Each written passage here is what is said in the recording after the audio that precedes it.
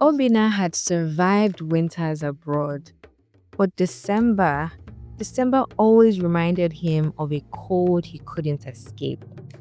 Not the one that nipped at his fingers, but the one that had taken residence in his chest.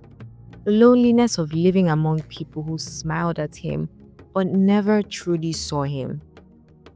Over the years, women abroad had taken more than just his time and money. They had taken pieces of him he wasn't sure he would ever get back.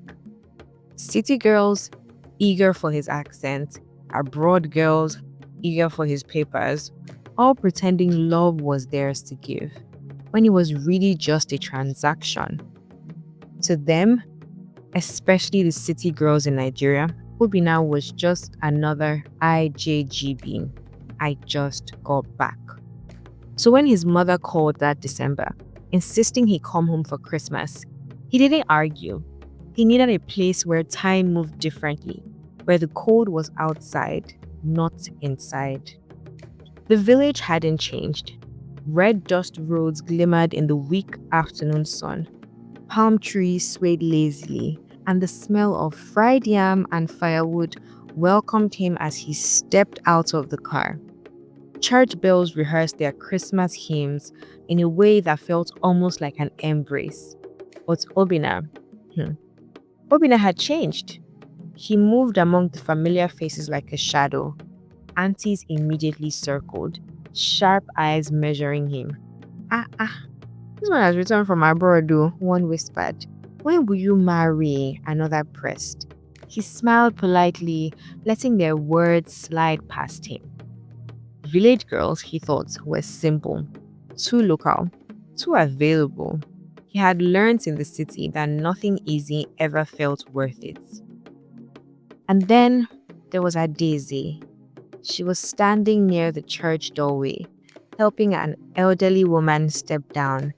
Her hair was neatly tied back, her dress simple and Ankara, and she moved with the kind of calm that made the chaos around her blur. She didn't smile at him. She didn't comment on his return from abroad. She just existed. When his mother introduced them, she offered a quiet, measured greeting. Good afternoon. No flattery, no exaggerated welcome, nothing to inflame his ego. And strangely, that annoyed Obina. Over the following days, they kept crossing paths at the village shop, at the stream where women washed clothes, during walks after evening prayers. Each time, their conversations remained ordinary work, faith, and life. Adeze spoke with ease about her teaching job at the local school and her decision to return home after years in the city. She didn't ask about his heartbreak. She didn't pry. Or maybe she just didn't care. She didn't also try to impress him. And slowly, Obina began to listen. Not with the calculated attention he gave women abroad, but with something softer.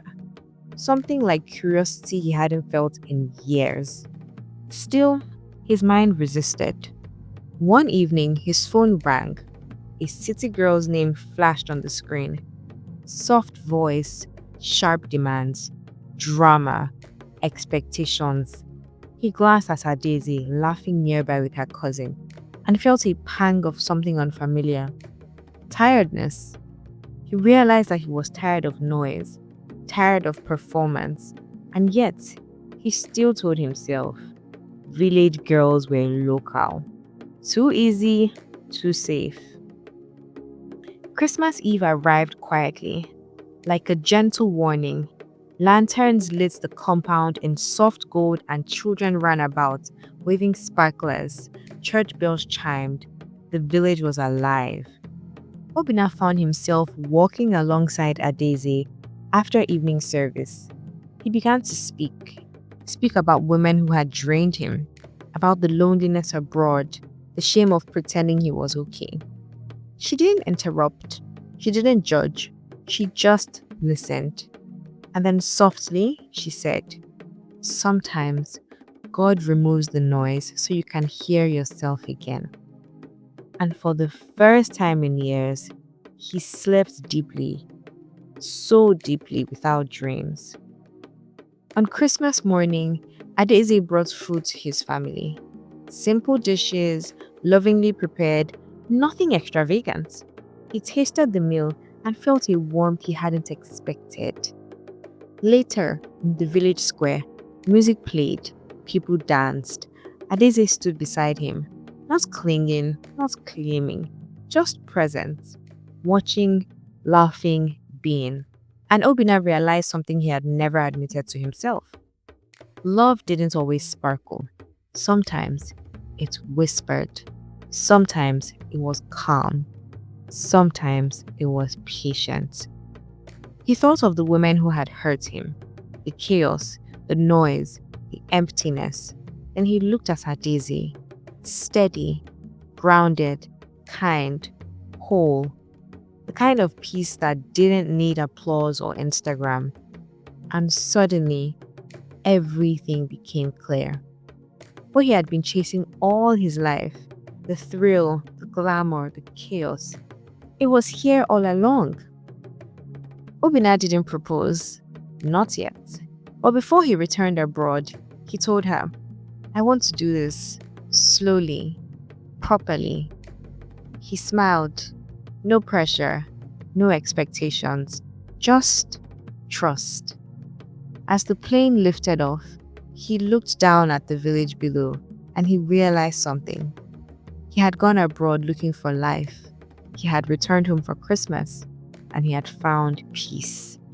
Sometimes, what we look down on is what saves us. So family, if this story touched you, please make sure you give it a big thumbs up, ensure you like the video, subscribe to the channel and share it with your loved ones. More Christmas stories are coming your way. Trust me, you don't want to miss the next one. So stay glued to this channel. Till I see you in the next one. Bye family!